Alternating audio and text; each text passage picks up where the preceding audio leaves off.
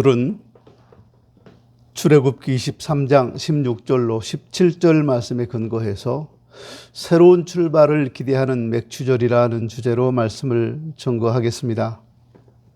오늘은 2021년도 맥추감사주일입니다. 하나님은 이렇게 명령하셨습니다.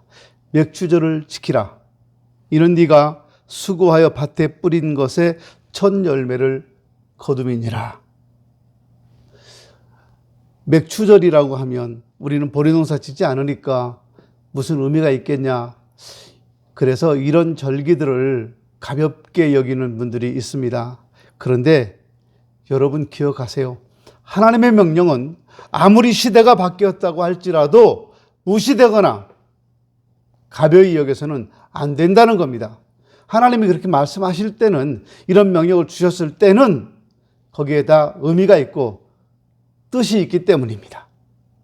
맥추절은 첫 것에 대한 뜨거움을 회복하는 절기가 되어야 합니다. 맥추절은 보리의 추수를 한다는 의미보다는 첫 열매에 대한 감사의 의미가 더 큽니다. 그러므로 맥추절에, 오늘 이 맥추감사주일에 우리는 잃어버린 첫 번째 감사에 대한 회복을 하셔야 합니다. 잃었던 감사를 찾는 것이 맥추감사주일의 가장 큰 의미라고 말할 수가 있겠습니다. 감사를 모른다고 하는 것은요, 기형적인 믿음을 가졌다는 뜻입니다. 그러므로 우리는 매일매일 하나님께 감사드리고 더불어 나와 함께 살아가는 모든 사람들에 대해서도 감사할 수 있어야 합니다. 여러분, 우리가 웃고 즐기고 행복하고 이렇게 여러 가지 감정을 느끼며 살 수 있는 것은요, 더불어 사는 사람들이 있기 때문에 그래요. 나와 함께 살아가는 가족들이 있어서, 나와 함께 더불어 살아가고 있는 직장 동료들이 있어서, 이웃들이 있어서 행복하고 그 속에서 기쁘고 즐겁고 할 수 있는 거거든요. 하나님께 당연히 감사드려야죠. 그러나 이웃을 향해서도, 나와 함께 살아가는 사람들에 대해서도 감사를 잃지 말아야 할 것입니다. 감사가 없는 삶은 마귀에게 정복당한 삶입니다. 그래서 불평이 감사로, 짜증이 즐거움으로, 우울함이 기쁨으로 바뀌는 절기가 바로 맥추절이 되어야 합니다. 하나님은 이스라엘 백성들에게 가나안에 들어가면 세 가지 절기를 지키라 명령하셨습니다. 출애굽의 고난을 기억하는 절기인 무교절과 수확한 모든 곡식으로 감사제를 드리는 절기인 맥추절, 물론 처음 수확한 곡식입니다. 그리고 마지막으로 수장절입니다. 가을철에 거두어들인 곡식을 저장하면서 드리는 절기입니다. 이 유월절은 무교절로서 이스라엘 3대 절기 중에 가장 큰 명절입니다. 12세 이상의 모든 남자는 이 절기를 지켜야 할 의무가 있습니다. 예수님께서 12세 되던 해에 이 유월절을 지키기 위해 예루살렘에 올라가셨던 것을 성경은 기록하고 있습니다. 유월절은 이스라엘 백성들이 애굽에서 400년 동안 종살이를 하던 가운데 온갖 박해와 핍박을 받는 걸 보시고 하나님이 그 고통을 들으시고 출애굽을 시켜주신 그 은혜를 기념하는 절기입니다. 죽음의 사자가 이스라엘 집을 넘어서 애굽의 장자만을 죽이는 사건, 무시무시한 사건이었습니다. 이 절기는 곧 이스라엘이 애굽의 압박에서 해방된 이스라엘의 광복절이며 이스라엘을 모든 재앙으로부터 보호하시는 하나님의 뜻이 담겨 있는 절기입니다. 수장절은 초막절이라고도 하는데 이스라엘의 3대 절기의 하나로서 오늘의 의미는 추수감사절과 같은 의미로 볼 수 있습니다. 이 절기는 가을에 추수한 곡식을 저장한다고 해서 수장절이라고 부르는데요. 이 절기 때는 땅에서 나는 모든 곡식과 술과 기름을 거두어드리고 하나님께 감사의 제사를 드리는 절기입니다. 가장 풍성한 절기고 우리 교회들은 이 절기가 추수감사주일에 해당할 수 있고 우리 민족적으로 본다면 이 절기는 추석에 해당될 것입니다.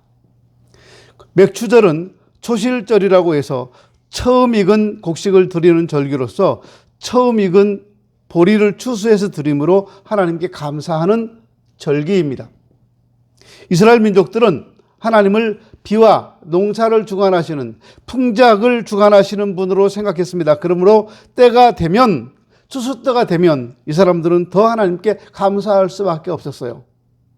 추수할 때 하나님이 내게 얼마나 많은 은혜를 베푸셨는가를 눈으로 확인할 수 있기 때문입니다. 수확량을 통해서.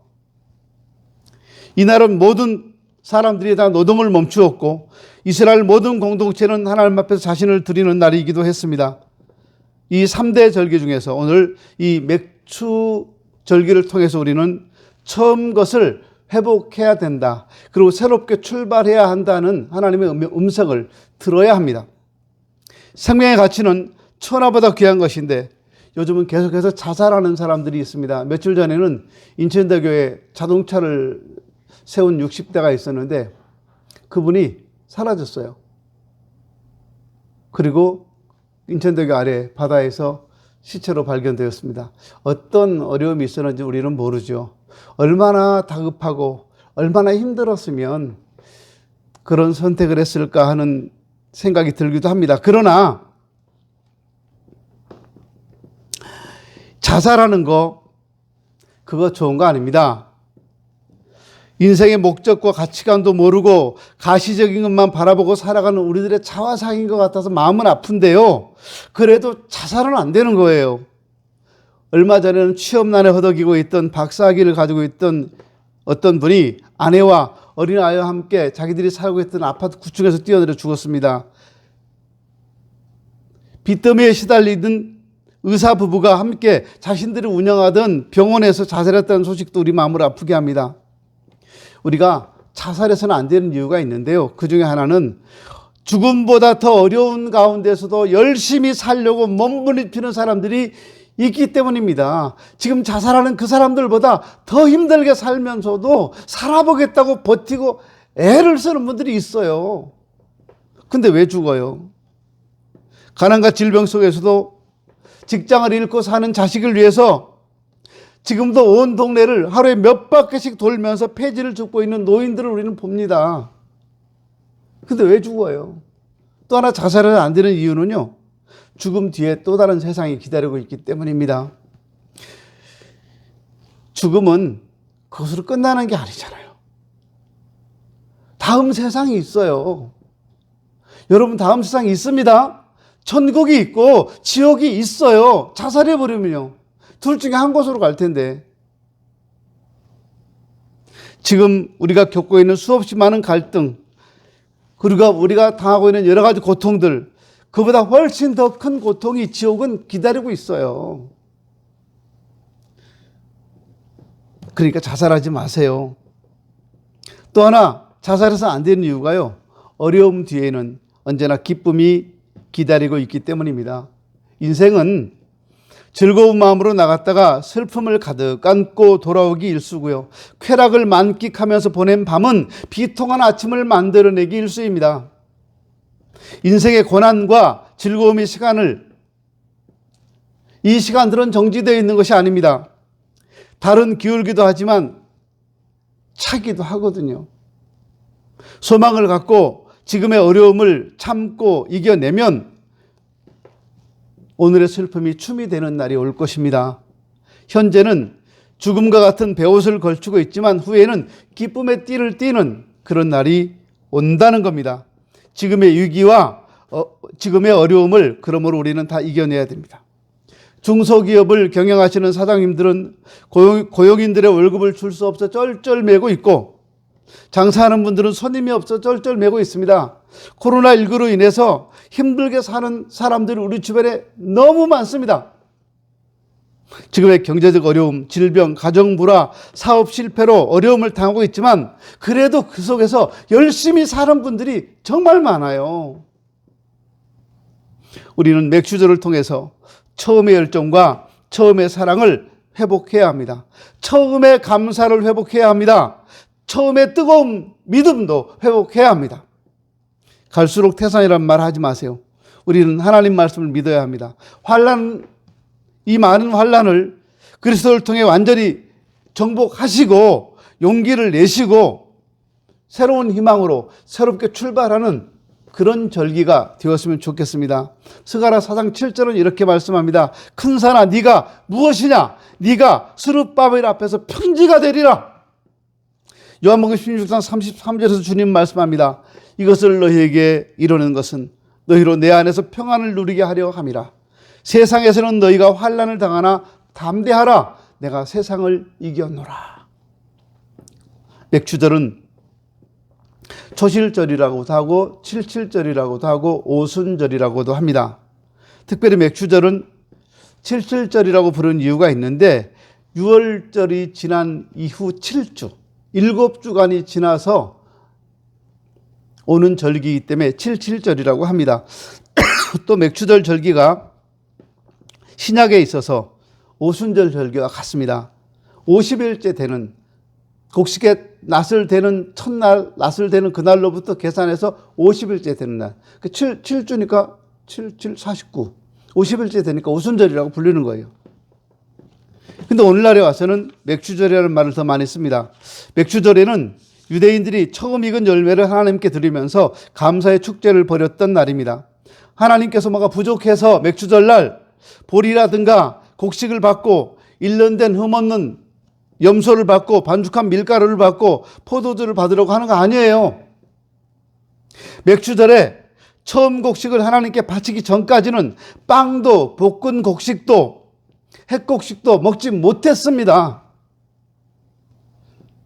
그래서 맥추절을 통해서 하나님은 처음 것을 받으려고 하시는 겁니다. 그 이유가 뭡니까? 첫 것을 들음으로써 우리가 소유한 것이 다 하나님께로부터 왔다 하는 것을 깨달으라고요. 또 첫 것을 들음으로써 하나님께로부터 오는 축복만 받고 살라는 의미가 있습니다. 생각해보세요. 40년 동안을 광야에서 만나를 먹고 살았습니다. 근데 이제 이 첫 곡식을 거둬 들음으로써 만나가 끝났어요. 길갈에서. 이제 땅에서 나는 곡식을 먹고 살 수 있게 됐다고요. 얼마나 좋겠어요. 지난 40년 동안 구름기둥, 불기둥으로 인도하셨던 것도 감사하고 매일 아침 내려주는 만나를 먹고 사는 것도 감사했습니다. 근데 이제 그거 지겹지 않을까요? 40년 동안 같은 것만 먹었는데. 여러분 좋아하시는 음식이 뭔지 모르겠어요. 근데 그 음식만, 여러분 좋아하시는 그 음식만 계속해서 먹으면 괜찮을까요? 심포닭강정 좋아하시죠? 저도 좋아해요. 근데 심포닭강정을 아침, 점심, 저녁으로 계속 먹으면 어떨까요? 입에서 닭 냄새 날 거예요. 냉면 좋아하시는 분도 계시죠? 아침, 점심, 저녁 40년 동안 냉면만 먹어보세요. 징글징글하지 않을까요? 근데 이제 땅에서 나는 것을 먹게 됐어요. 얼마나 맛있겠어요. 그러니까 하나님 앞에서 우리는 이제 광야 생활을 끝나고 새롭게 출발한다. 이거를 보여주는 절기가 맥추절이라는 거예요. 그러니까 이 맥추절기를 통해서 처음 사랑과 처음 믿음과 처음 열정을 회복해야 한다. 그 말입니다. 사랑하는 여러분, 이번 맥추감사절을 통해서 믿음의 뜨거움을 회복합시다. 사랑의 뜨거움도 회복합시다. 소망의 뜨거움도 회복합시다. 그럴 때 길이 열리는 거예요. 그럴 때 새롭게 출발할 수 있잖아요. 또 하나 우리는 맥추절기를 통해서 공동체 이 지도자들을 깊이 이해할 수 있기를 바랍니다. 맥추절 의식에 참여했던 많은 남자들은 찬양을 부르며 춤을 추었습니다. 이 행위 자체가 하나님께 드리는 제사의 일부였어요. 이 축제는 초대받은 사람들, 특별히 가난한 사람, 나그네, 레위인 모두가 다 같이 함께 식사를 나눔으로써 막을 내리게 됩니다. 이스라엘 민족들이 축제의 날에 특별히 남자들이 참석해 춤을 추고 노래를 하는 것은 계약에 의해서 맺어진 공동체라고 하는 것을 확인하고 또 유대관계를 확인하고 책임의식을 확인하고 그렇게 하기 위해서 춤추고 같이 어울리는 겁니다. 인생은 혼자 살아가는 게 아니잖아요. 공동체 속의 일원으로 살아가는 겁니다. 맥추절기를 통해서 국가, 그리고 직장, 일터, 가정, 교회 공동체를 깊이 생각해 봐야 돼요. 여러분, 우리가 다른 사람 관심 없이 나 혼자 신앙생활 잘할 수 있겠어요? 누구한테 지도받고요. 내 어려울 때 누가 나를 위해 기도해 주고요. 내 기쁠 때 누가 같이 즐거워해 주겠어요? 우리 서인천 제일교회 모든 성도님들은 다 공동체라는 사실을 기억합시다. 우리는 한 가족입니다. 우리가 다 떼놓고 나 혼자만 생각하고 산다면, 그렇게 신앙생활을 한다면 잘못하는 거예요, 여러분. 인생 혼자 사는 거 아닙니다. 특별히 이번 맥추절기를 통해서 공동체 지도자들을 위해서 기도하고 깊이 이해할 수 있었으면 좋겠습니다.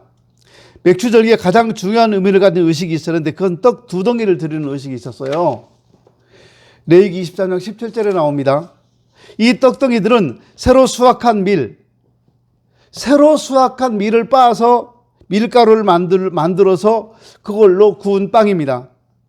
모든 백성들을 위해 제사장이 이 빵 2개씩을 드린 걸로 흔들어서 드리는 겁니다. 하나님께 요제로 드렸습니다. 근데 그 떡은 구웠기 때문에 제단에 올라갈 수가 없어요. 그럼 그 빵은 누가 가져가는 거예요? 제사장들에 의해서 소진이 되었습니다. 이 빵 2개는 제사장들의 몫이었어요. 근데 여러분 생각해 보세요. 빵을 몇 개나 먹어야 배부를까요? 전 국민이 다 빵 가져오는데 그거 다 어떻게 해요? 근데 이스라엘 그 빵들은요, 구워서 며칠씩 놔둬도 상하지 않아요. 그거는 그 제사장들의 양식이었어요. 이런 절기를 통해서, 그러니까 여러분, 교회 지도자들을 한번 생각해 봐야 돼요. 우리 목사님은 삼시세끼 다 잘 드시고 계시는가? 저요? 세끼 못 먹어요. 아침은 안 먹어요. 살 빼려고. 근데 내가 먹기 싫어 안 먹는 것과 없어서 못 먹는 건 달라요. 이런 맥추절기를 통해서 영적인 좋은 열매를 맺기 원한다면, 그때 당시 사람들이 종교 지도자를 존경하고 귀하게 여겼던 것처럼 그렇게 교회 우리 공동체 지도자들을 귀하게 여기고 존경할 수 있어야 합니다. 이번 맥추절기를 통해서 내가 좋은 열매를 맺기 원한다면 목사님들을 위해 기도하세요. 그리고 각 분야의 지도자들, 우리 주일학교 선생님들, 또 교회 지도자들, 구역장님들, 이분들을 위해서 함께 기도해야 합니다. 그게 바로 떡 2덩이가 가지고 있는 의미입니다. 그리고 맥주들을 통해서 우리는 말씀을 가까이 함으로써 성령 충만한 삶을 살아가야 합니다. 맥주절이 성전 파괴된 이후에는 점차적으로 율법을 받은 것을 기념하는 축제로 변형되어 지켜졌습니다. 이날에는 출애굽기 19장을 읽는 관습이 있었는데, 본격적으로 주 200년 이후에는 77절, 즉 맥추절에는 룻기를 읽었고 출애굽기와 토라문서 요약판을 읽게 되었습니다. 맥추절기, 이때 신약시대에는 성령 충만한 사건이 일어나서 교회가 탄생되게 되었습니다. 신약시대에 성령 강림한 날이 바로 이 맥추절이었어요. 그들은 맥추절에 한 곳에 모여서 뜨겁게 기도했습니다. 그리고 성령 충만을 체험했습니다. 한 곳에 모였다고 말합니다. 구약시대의 맥추절에는 사방에서 생업에 종사하던 사람들이 다 같이 모이는 절기가 되었었는데, 그래서 다 같이 예루살렘으로 몰려 들어와서 여호와의 이름을 부르며 또 정성스럽게 농사 지은 그 결실로 하나님께 제사를 드림으로써 하나님의 보호하심과 하나님의 축복을 우리가 기억하고 감사하는 그런 절기였습니다. 근데 신약시대에는 이날에 다 함께 모여서 예배를 드리고 함께 기도하다가 큰 은혜를 받았습니다.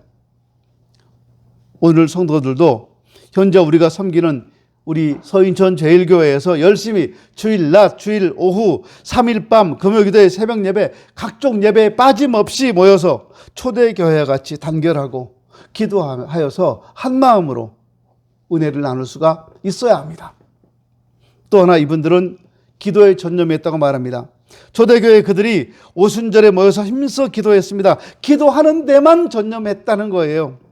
오늘의 교회들도, 우리 교회도 초대교회처럼 그렇게 기도하는 데 전념하는 그런 교회로 돌아갔으면 좋겠습니다. 그래서 기도에 힘써서 성령의 능력 받고 열심히 복음을 전하는 교회가 되고 성도가 되어야 합니다. 이것이 맥추절의 의미입니다. 그럴 때 이들은 성령을 체험했습니다.